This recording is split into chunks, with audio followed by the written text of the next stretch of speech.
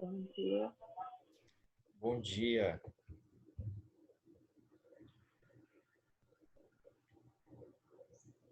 Bom dia a todos, tudo bem? Muito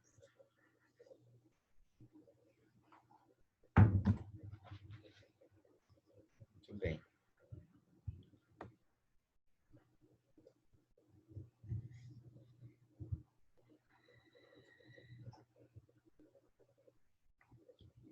Estamos iniciando mais uma aula com a disciplina de História para a turma do 7º ano do Colégio Santa Fé.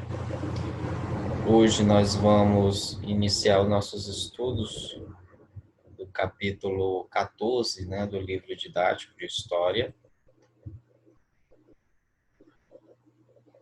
Eu saúdo a todos que estão chegando aqui na sala, tá bom? Para a gente iniciar a nossa aula.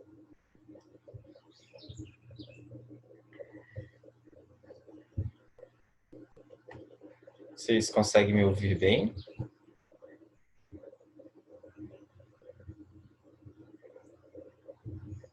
Muito bem. Quem puder, tá bom? Abre a câmera de vídeo. Certo. Bom dia, Maria Eduarda. Bom dia, Luísa. Bom dia, Camille. Bom dia. Bom dia. Eu estou com essa cara inchada, mas não é por conta de sono não, tá bom? É um processo alérgico.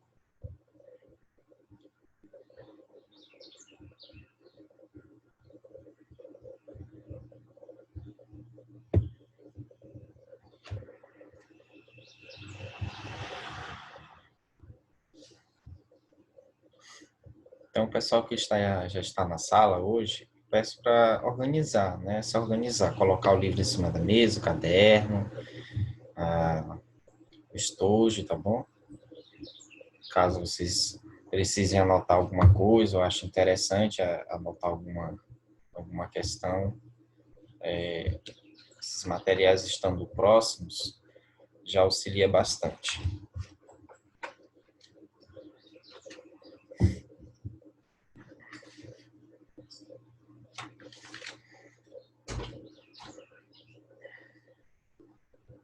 Esperar um pessoal aqui chegar,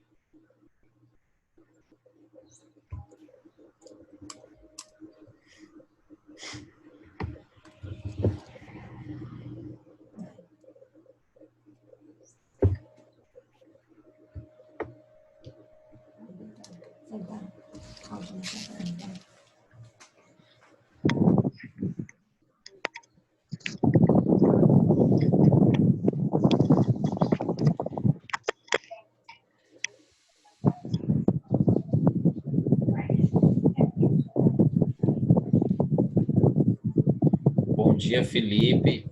Tudo bom? Tudo. Bom dia, Alissa. Bom dia, Luan. Você me ouve, Alissa?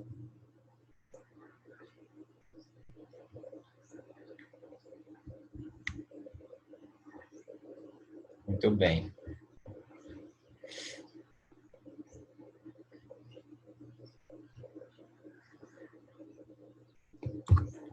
Hoje a assiduidade hoje está tímida, Pouca gente, mas está tudo bem. E você, Maria Eduarda, como é que vai ser chamada hoje? Falar a verdade, eu não escolhi, tio. Nem escolheu, Não. Esqueceu, Aí vai pensando aí, depois você avisa, você me diz. É o nome de quê? Algum nome de quê? Qualquer nome relacionado ao processo de expansão marítima Tá. que você queira usar, tá bom?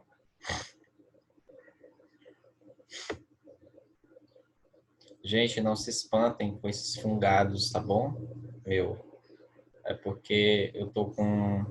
Uns 2 dias eu tô com alergia, uma rinite alérgica que eu tenho. E para completar, ontem eu tomei um remédio que aliás, que ocasionou uma reação alérgica. Então eu tô com essa cara meio inchada, mas acredite, estava pior, certo? Então não se espantem.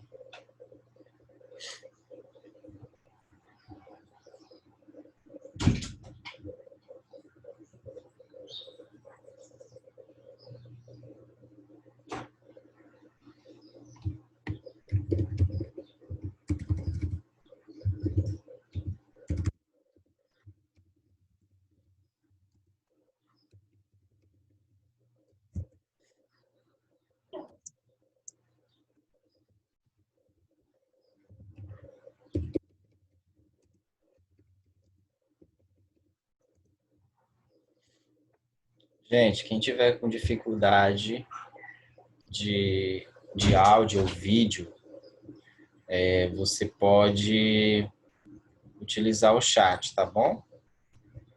E aí a gente usa o chat para perguntas, questões. Às vezes você tem dúvida, né? E tá com vergonha de perguntar, então use o chat, tá bom? Ou então quem tiver com problema de áudio, certo?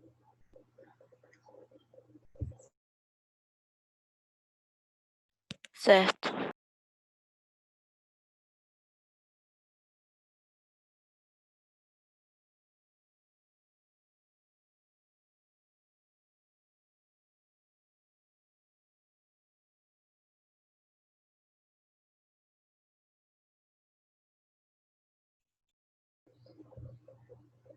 Ok, muito bem.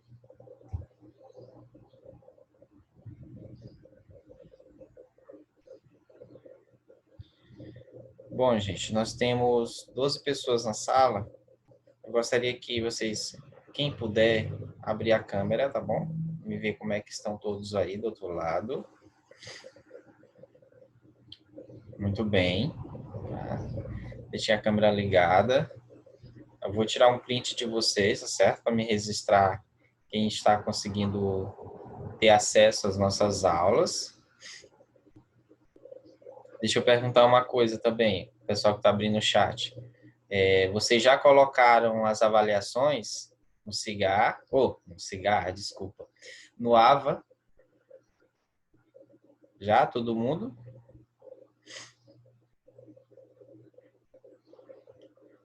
Tudo bem, tá? Já foram olhar se tem alguma resposta minha à atividade que vocês enviaram? É importante ir lá no AVA, tá bom? Dar uma olhada o que eu respondi. Porque muitas vezes está faltando alguma imagem ou alguma questão não veio, ou então o arquivo não foi enviado adequadamente. E isso impede com que eu avalie, certo?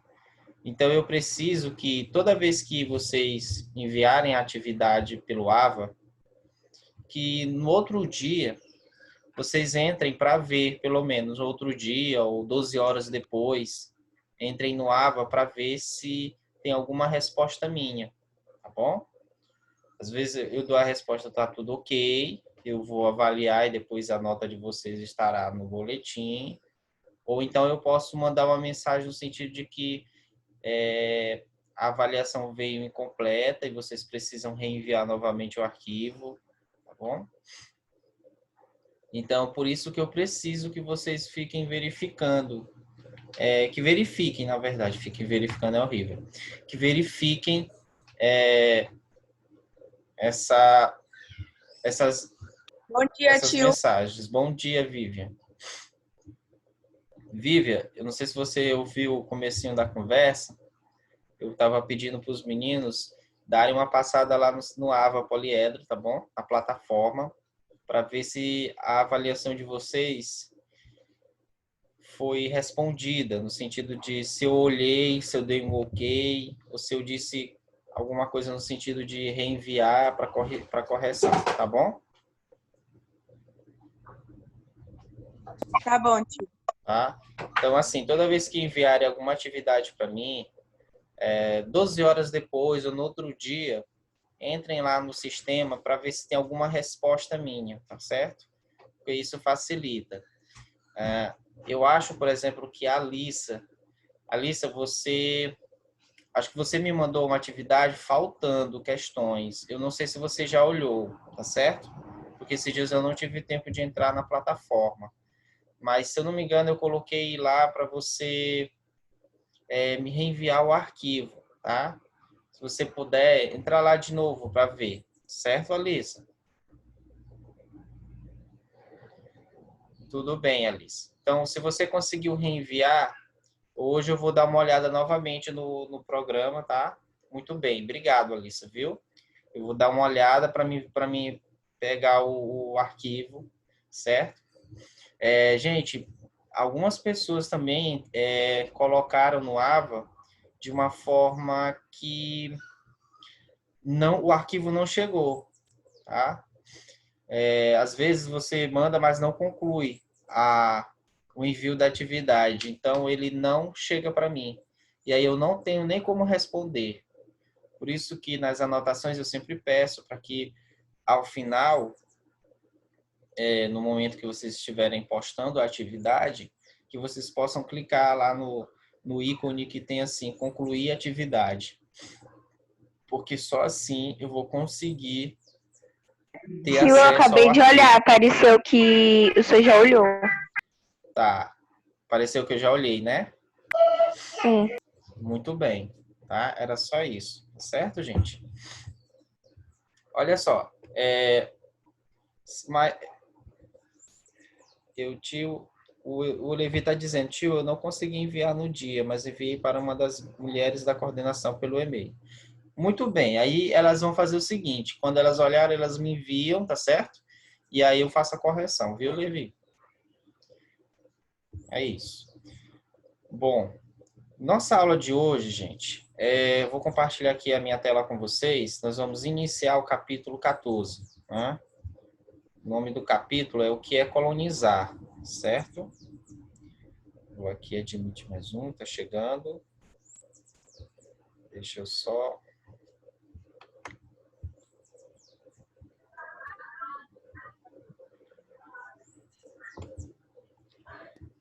Ei, tio, Oi. quando aparece corrigido, quer dizer que tá tudo certo, né?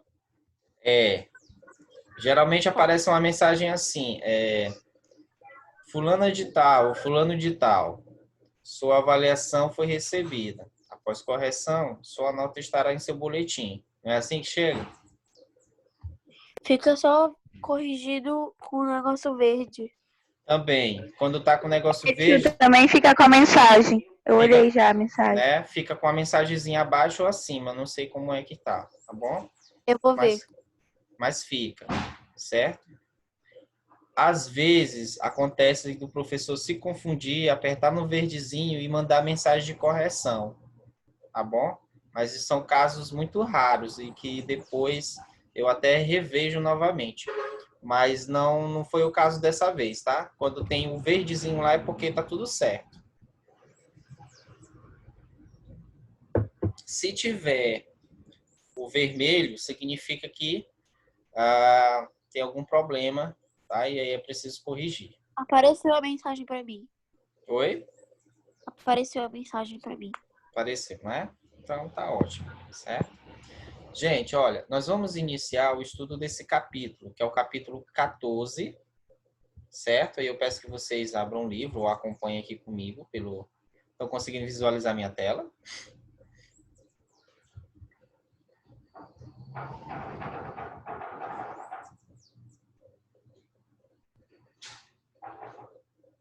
Conseguem?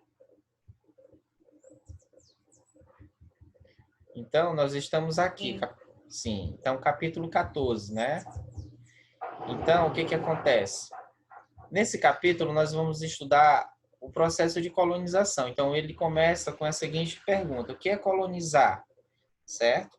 Então, esse será o nosso estudo de hoje. No entanto, a gente precisa corrigir algumas atividades que ficaram pendentes no capítulo anterior, né? Atividades que são passadas lá na trilha de aprendizagem e que nos mapas eu peço que vocês façam essas atividades no caderno, certo? No caderno, não, desculpe, no livro de vocês, no livro material. A não ser que o livro esteja com problema, como no caso da Camille, né, Camille? Seu livro abriu, então é melhor fazer no... Estou correto, Camille? Sim. Então, aí é melhor fazer no caderno, né?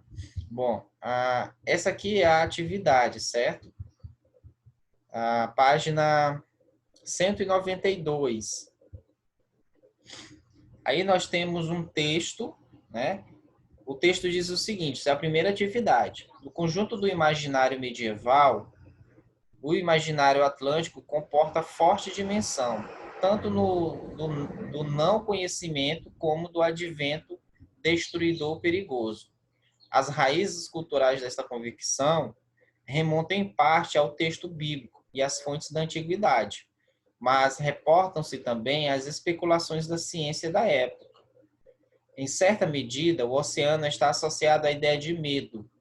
Com efeito, ele é o espaço aberto de onde, para além de certo limite, é impossível regressar.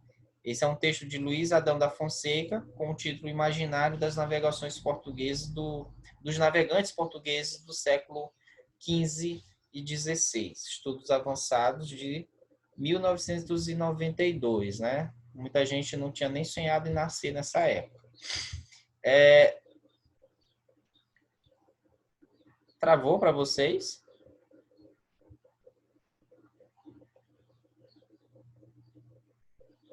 Não, Não, né?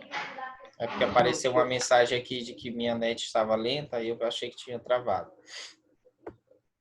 Então, vamos lá. Com base nas informações do texto, vamos responder as questões, tá? Letra A. Como o Oceano Atlântico era chamado durante a Idade Média? E o que esse nome indicava?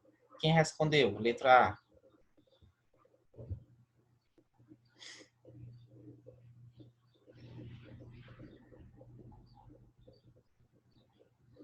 Ninguém? Qual é a página, tio? Oi. Página 192. Tá. Letra A. Letra A, letra B. Então, a letra A, como o Oceano Atlântico era chamado e o que esse nome indicava. E letra B, em que os europeus baseavam suas convicções sobre o Oceano Atlântico.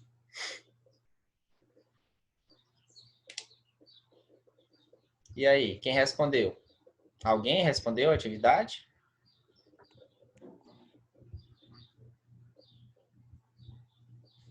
Para quem não respondeu, por gentileza, responde, tá?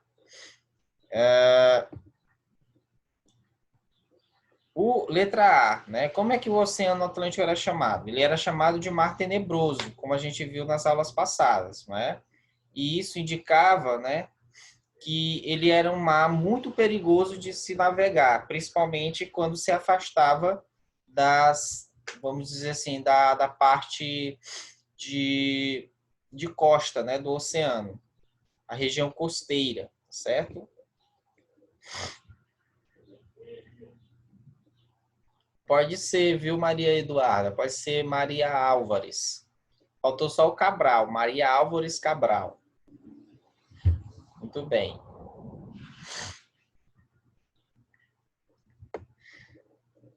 Então, continuando, tá? Letra B. Em que os europeus baseavam suas convicções sobre o Oceano Atlântico?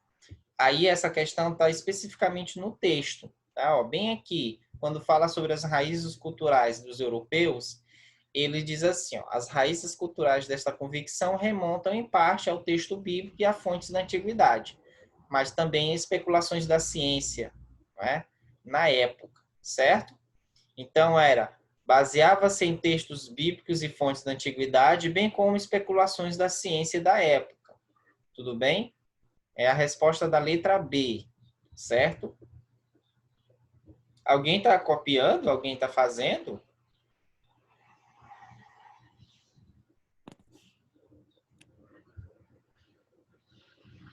Eu tô, tio. Tá? Tá dando para fazer sem eu ter que repetir? Sim, tio. Tudo bem. Então, eu vou continuar, tá bom? Então, na segunda questão, nós temos aqui um mapa, dois mapas, na verdade, né? Um do Éricles Materlus, né? E outro do Abraham Ortelius, certo?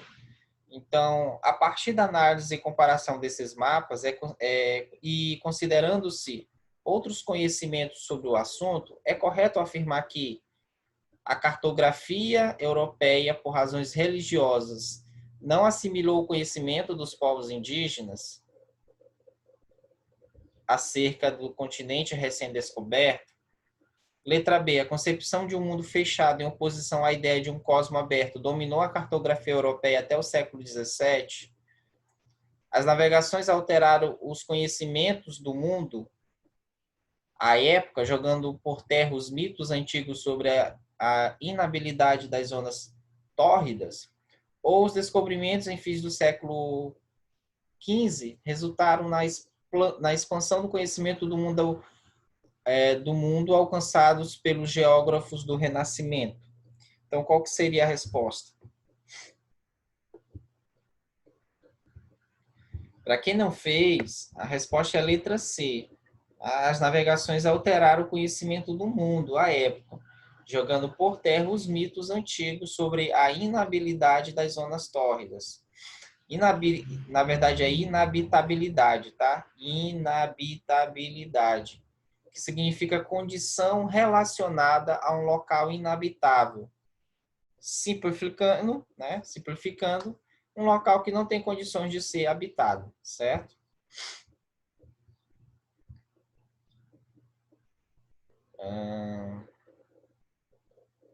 Tá. Gente, ó, o pessoal que tiver com problema de internet, que a conexão estiver caindo, tá certo? Ou então porque o celular descarregou, faz o seguinte, tá? Se cair, volta, tenta voltar. E aí eu vou aceitando a pessoa na medida que ela vai voltando, tá certo? Sim. Tá bom? Aí nem precisa dizer assim, professor, se eu cair, ou se eu não voltar, ou se minha internet tiver problema e eu cair, ou se eu me aceito. Não precisa, eu já sei, tá bom? Eu sei dessas dificuldades todas. Então, eu mesmo posso cair aqui da internet a qualquer momento, aí eu volto e vocês voltam comigo, tá bom? Então, terceira questão, na página 193. Julga as informações a seguir. Entre os instrumentos que os portugueses utilizavam para a navegação, podemos citar bússolas, cartas portulanas, ampulhetas, astrolábios, mapas e quadrantes. Segunda afirmação. O desenvolvimento da cartografia não trouxe muitos avanços para os navegadores, já que os mapas não os ajudavam a identificar acidentes geográficos e localizar cidades ao longo do percurso de navegação. E terceiro, os piratas não representavam um desafio real, pois integravam os mitos e as lendas dos navegadores sobre os perigos dos mares. Das afirmações anteriores, somente uma é verdadeira, somente 1 e 2 são verdadeiras, somente 3 é verdadeira ou todas são verdadeiras?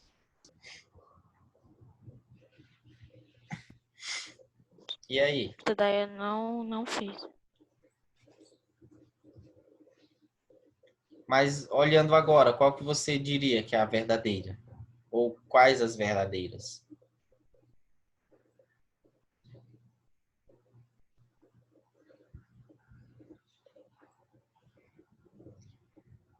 Essa aqui a gente pode encontrar a resposta já no começo das argumentações. Por exemplo, primeiro, entre os instrumentos que os portugueses utilizavam para a navegação, podemos citar as bússolas? Sim.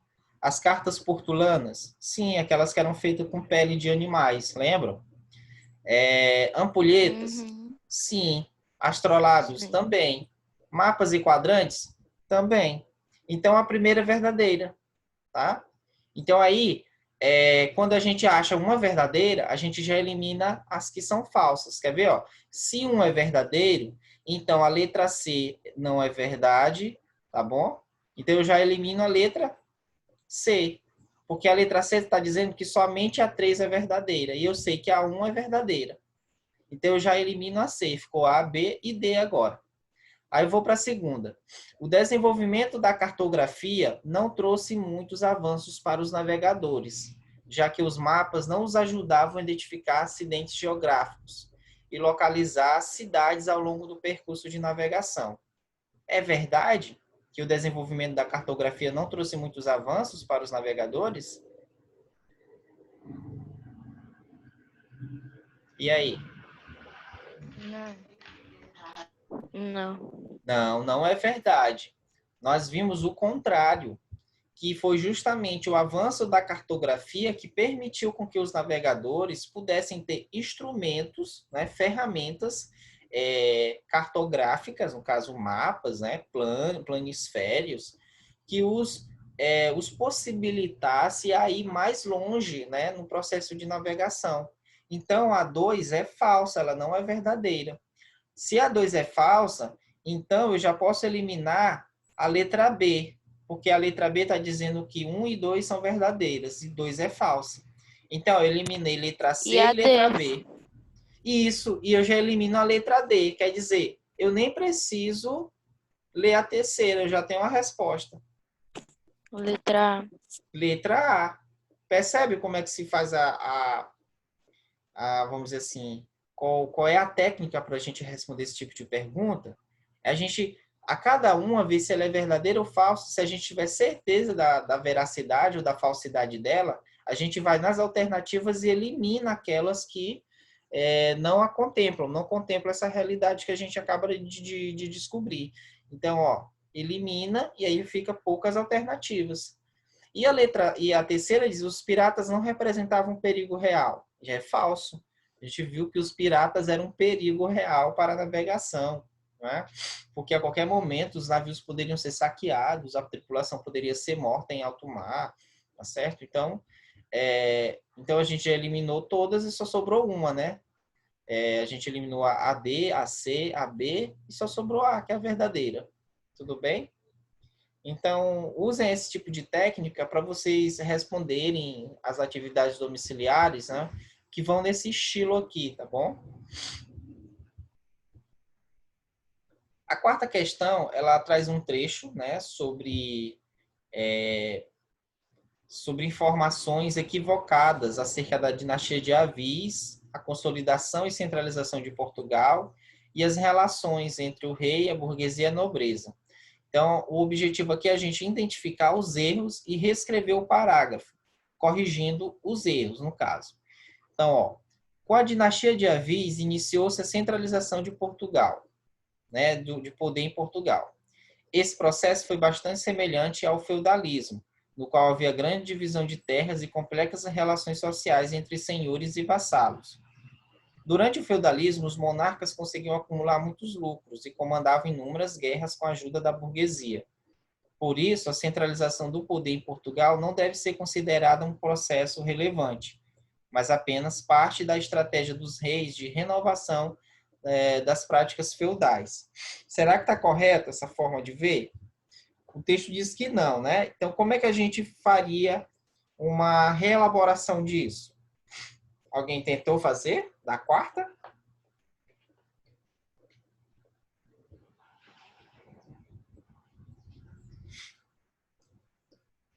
Vocês estão tão calados hoje. É sono?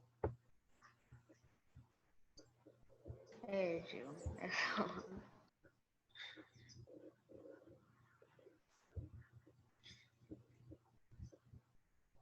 Tá. Álvares Cabral disse que ela não conseguiu, né, fazer. Quem mais? Ô, tio. Deixa eu olhar aqui como é que estão todos. Por gentileza, abram as câmeras para mim, quem puder, quem tiver com a câmera aí. E aí, Deixa eu ver a cara de vocês. Estão tão assim calados, sabe? Assim, tristes. Que é, gente? Cadê aquela empolgação? Olha aí, Júlia, até mudou de espaço. Cadê o rosa? Cadê aquele rosa do quarto? Aquilo sim, aquilo que dava sorte. Deixava a aula mais, né, empolgante, assim. A gente abria as telas, olhava o rosa do quarto de Júlia, pronto.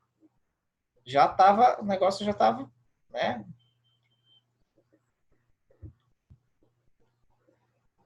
Tem muita gente aqui, né? Todo mundo calado, assim, todo mundo... Vocês estão jogando no quê aí? Estão assistindo minha aula e jogando o quê? Nada. Eu sei que tem gente que assiste a minha aula jogando, fazendo outra coisa. Jogando, conversando com outros. Aham, pensa que eu não sei, né? Gente, eu vou tirar um print rapidinho, tá bom? Que eu esqueci naquela hora. Agora, como tá todos aqui. Se eu não me engano, a Ana Laura tinha entrado, não tinha?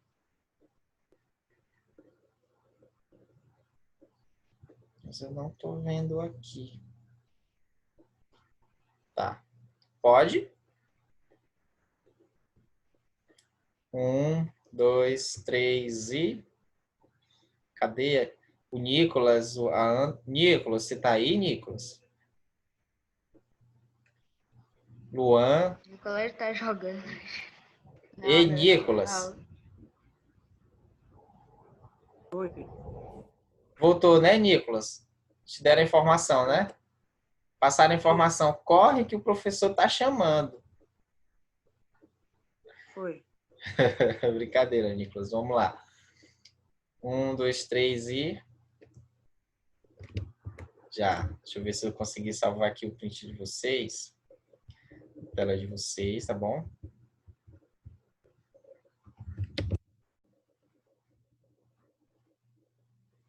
Certo. Foi. Tá. Eu gostaria de voltar para a gente terminar de corrigir, tá bom? Antes de cair a nossa tela. Olha só, vou compartilhar aqui novamente com vocês, certo? Por favor, vão fazendo aí, tá bom? Podem ir fazendo a atividade no livro, viu, Nicolas? Fica comigo aqui, Nicolas, tá bom? Olha só. Então, como é que a gente ia fazer vamos dizer assim, a reescrita desse parágrafo? Primeiro, não é verdade que o processo de centralização começou com a dinastia de Avis. Na verdade, o processo de centralização em Portugal começa com as guerras de reconquista do território português e de toda a Península Ibérica, na verdade, né? É um processo de expulsão dos muçulmanos, né, daquela região. Então, é um processo onde os reinos cristãos, na época, né, Navarra, Granada, Aragão, na verdade, Navarra, Aragão, Castela e o próprio Portugal estão ali todos envolvidos, né? Então, eles expulsam os muçulmanos e aí reconquista aquela região para os reis cristãos. E nesse processo, a gente viu que há a doação das terras de Portugal, né, no caso, para um conde, que é Henrique, né? Então, o conde Henrique. E aí ele, naquele condado ali de Portugal, que era chamado condado portucalense, começa-se o processo de centralização, né? Mas o processo de centralização está nesse contexto das guerras de reconquista. A dinastia Avis, ela solidificou. Por que solidificou? Porque no momento em que Portugal poderia ter sido anexado à Espanha, com a dinastia, vamos dizer assim, com a guerra ali entre João de Avis e João de Castela, com a vitória de João de Avis, nós vamos ter vamos dizer assim, essa solidificação, essa confirmação de que Portugal, a partir de então, era um Estado independente de qualquer outro, certo? Então, a gente poderia, nesse primeiro momento aqui, fazer o seguinte, ó. Com a divisão, com a dinastia Avis, solidificou-se a centralização do poder em Portugal. Então, a gente muda o verbo, iniciou por solidificar. Oi, Marcelo, tudo bem? Tudo.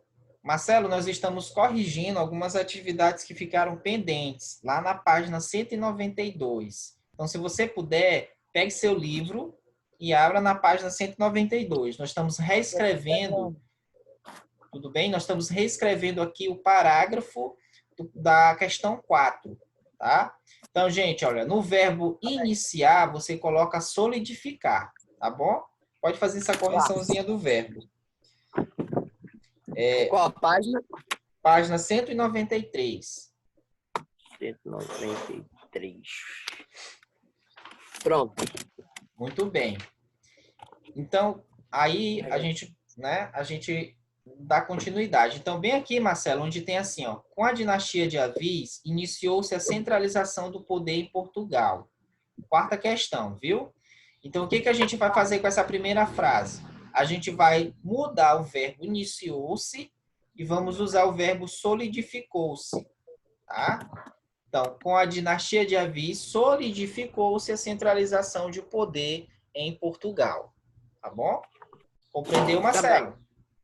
Compreendi. Porque a gente vai ter que reescrever esse parágrafo, porque ele está errado, ele tem algumas informações equivocadas. Então, a gente está reescrevendo e colocando ele de forma mais precisa, né, com a realidade.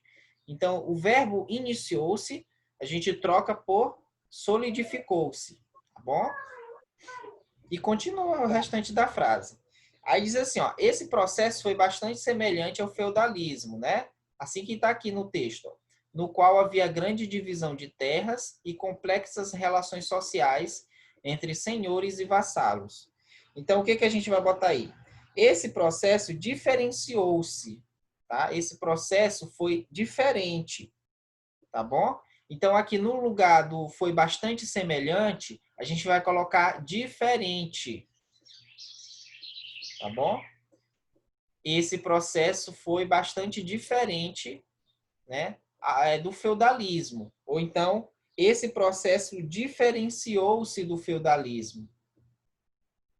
Percebe? Não precisa reescrever toda Aonde a frase. mesmo tá, tio? Aonde que tá? Questão 4. Tá bom? Não, no trecho. O trecho vamos ver, deixa eu ver se eu falo de uma forma da disciplina de português. Eu acho que na segunda frase, esse processo foi bastante semelhante ao feudalismo. Tá vendo? Tá, obrigada. Aí, nessa ideia de foi bastante semelhante, a gente vai colocar foi diferente do feudalismo. E continua. Por quê? Por que foi diferente?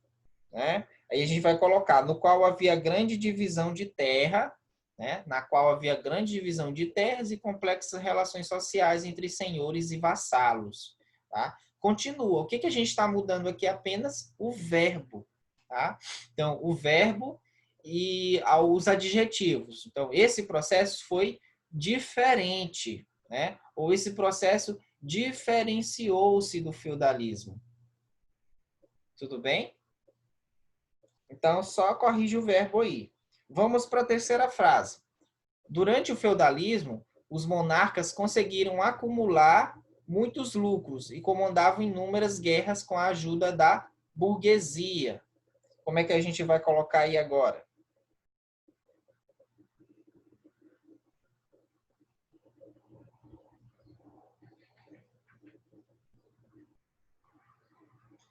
Aqui está acabando. Deixa eu ver. Nosso horário vai acabar e a gente volta em seguida para terminar.